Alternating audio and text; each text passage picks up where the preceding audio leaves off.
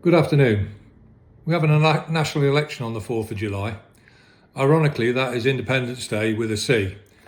Wouldn't it be great to make it Independence Day? For decades, we have all, myself included, bemoaned the fact that whoever the MP was at the time, there were faceless wonders within the constituency, unless, of course, it was a photo opportunity. We now have the opportunity to address that issue. We have 8 candidates and 6 of them actually live within the constituency. Only 2 of those 6 published their addresses, however, both in Grantham, both independents. Only 5 of the candidates on the list could be bothered to attend the recent hustings at St Wolfram's Church. Again, this included both the independents. I've met Mike Rudkin of Reform, a very nice guy with some great points, but we will be in the same boat of bowing to a whip party. I met Vipul Arvind Bechar of Labour. Again, a very nice, personable guy. But you have the same issue as with Mike. Plus, Vipul has no local connections, lives in Leicester West and didn't turn up for the hustings. I haven't met John Vincent, the Liberal Democrat, but as he lives 150 miles away, I doubt that many here have. He would also represent the whipped problem, and his lack of engagement and interest prior to getting elected would suggest that there wouldn't be much after if he did. Alexander Mitchell, the Social Democrat, I've not had the privilege of meeting, but again, a national party controlled by a whip, and he also didn't attend the hustings to engage. Then there is Anne Gayfer. Now, Anne is a lovely person and strives hard for the Green Party and also lives in Grantham. But again, she's standing for a national party that will be whipped, and she doesn't have the experience of the 2 independents in local government.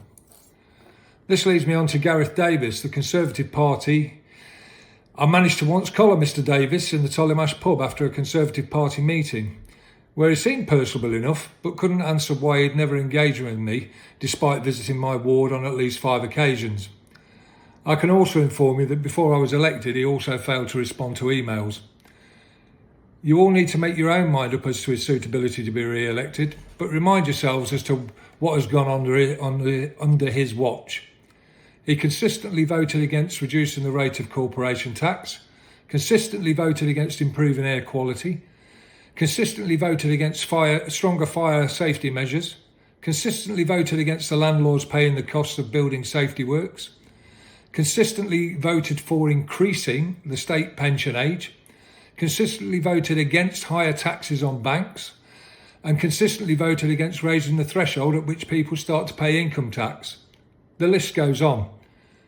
Then we have more local issues, such as the sewage pumped into our rivers, 2 wards in our small town in the bottom 20% of country for poverty, reduced local services, horrendous state of the roads, lack of rural support for infrastructure, as well as being more elusive than the Scarlet Pimpernel. This leaves Ian Selby and Charmaine Morgan. I have the utmost respect for both of them.